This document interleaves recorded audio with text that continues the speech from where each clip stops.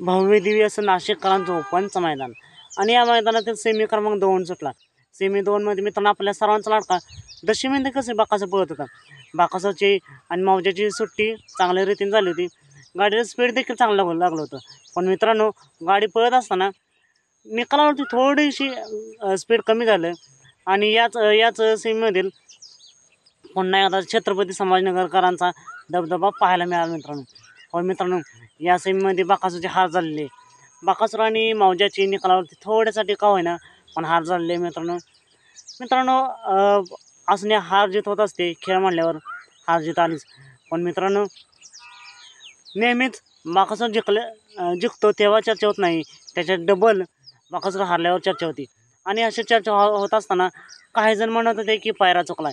तर मित्रांनो पायरा चुकला नाही, कारण की मौजा आपण गटार पाहिलंच असेल, चांगली साथ दिली होती आणि सेमीत देखील चांगली साथ दिली होती. त्यामुळे दुसऱ्या नावं ठेवून चालणार नाही. त्यानंतर मित्रांनो दुसरं कारण सांगितलं जात होतं की प्रेक्षकांमुळे बाकासूरची हार झाली. मित्रांनो जर आपण पाहिलं तर बाकासूर तिकडे नाशिक भागात पहिल्यांदाच गेला होता आणि त्यामुळे तिथे प्रेक्षक आलं होतंच. प्रेक्षक आपण जर पाहिलं तर निकालेशावर खूप प्रेक्षक होते, एवढं प्रेक्षक निकालेशात सुद्धा दिसत नव्हती. पण मित्रांनो हे सुद्धा कारण चुकीचं आहे. प्रेक्षकांचा काय विषय नाही, कारण जर आपण पाहिलं तर बाकासूरची गाडी खूप मागे राहिली होती निकालावरती. म्हणजे बाकासूर बहुतेक 3-4 नंबरला उतरला असेल आणि 2 गाड्यांमध्ये काटाकी लढत झाली. त्यामुळे हे सुद्धा कारण योग्य वाटत नाही मला तरी.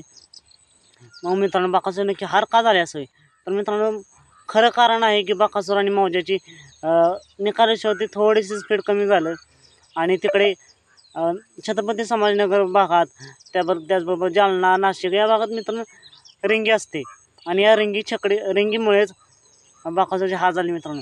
कारण रिंगीचं वजन कमी असते आणि आपल्या सातारा छकडीचं वजन जास्त असते, त्यामुळे रिंगीवाली बैल चांगलीच पळतात. आणि दुसरं कारण म्हणजे मित्रांनो या भागातील बैल आपल्या घोडा बैल या स्पर्धेत पळताना पाहायला मिळतात. त्यामुळे घोड्याचं स्पीड काय असतं ते सर्वांना माहिती आहे. त्यामुळे कुठं का होईना पण त्या बैलांचं स्पीड जास्त असते. हेच योग्य कारण आहे मित्रांनो बाकासूरची हार झाल्याबद्दल. मित्रांनो तुमचं मत काय आहे? बाकासूर आणि मौजाची नक्की का हार झाली असावी हे कमेंट करून नक्की सांगा. मित्रांनो हार जीत होत असते. बाकासूरला आगामी मैदानासाठी मनापासून खूप खूप शुभेच्छा. बाकासूर पहिल्यांदाच नाशिक भागात गेला याचाच आनंद आहे. चाच मी भेटेल पुन्हा एकदा एका नवीन अपडेट्स भन्नाटाच्या नवीन व्हिडिओमध्ये.